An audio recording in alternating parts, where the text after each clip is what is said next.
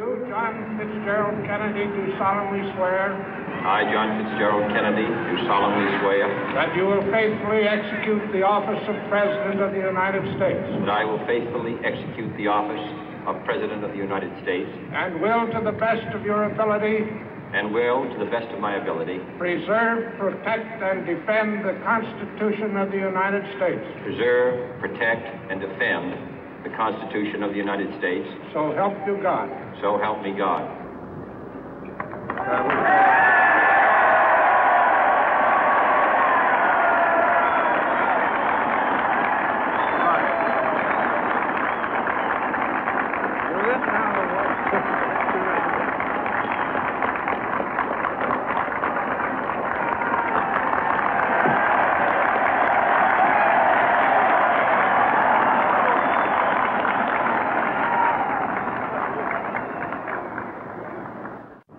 Vice President Johnson, Mr. Speaker, Mr. Chief Justice, President Eisenhower, Vice President Nixon, President Truman, Reverend clergy, fellow citizens.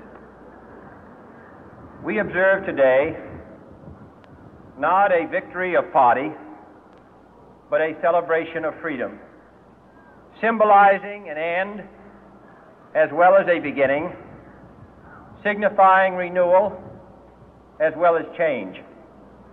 For I have sworn before you and Almighty God the same solemn oath our forebears prescribed nearly a century and 3/4 ago.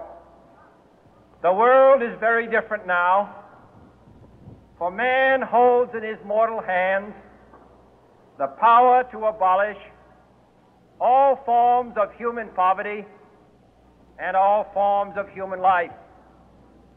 And yet the same revolutionary beliefs for which our forebears fought are still at issue around the globe. The belief that the rights of man come not from the generosity of the state, but from the hand of God. We dare not forget today that we are the heirs of that first revolution.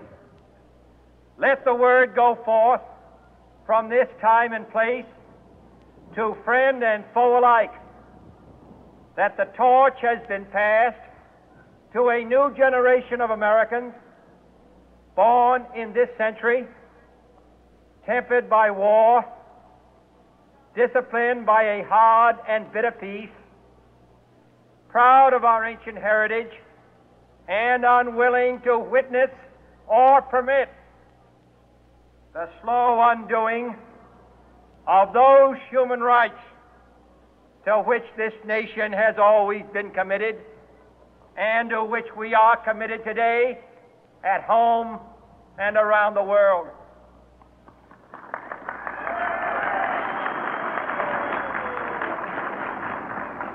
Let every nation know, whether it wishes us well or ill, that we shall pay any price, bear any burden, meet any hardship, support any friend, oppose any foe to assure the survival and the success of liberty.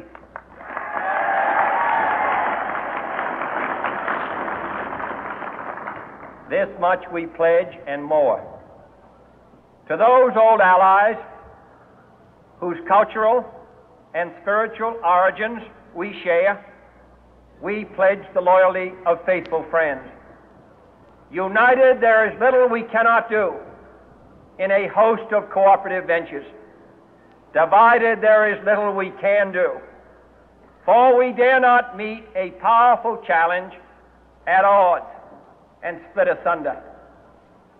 To those new states whom we welcome to the ranks of the free, we pledge our word that one form of colonial control shall not have passed away merely to be replaced by a far more iron tyranny.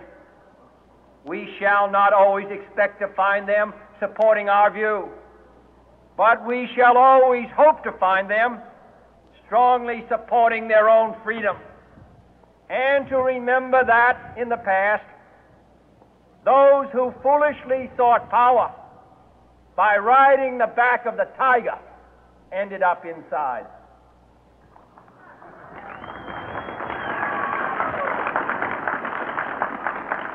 To those people in the huts and villages of half the globe struggling to break the bonds of mass misery, we pledge our best efforts to help them help themselves for whatever period is required, not because the communists may be doing it, not because we seek their votes, but because it is right.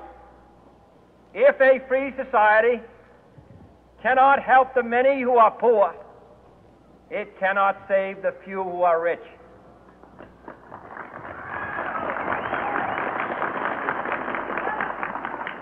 To our sister republics south of our border, we offer a special pledge to convert our good words into good deeds, in a new alliance for progress, to assist free men and free governments in casting off the chains of poverty. But this peaceful revolution of hope cannot become the prey of hostile powers. Let all our neighbors know that we shall join with them to oppose aggression or subversion anywhere in the Americas.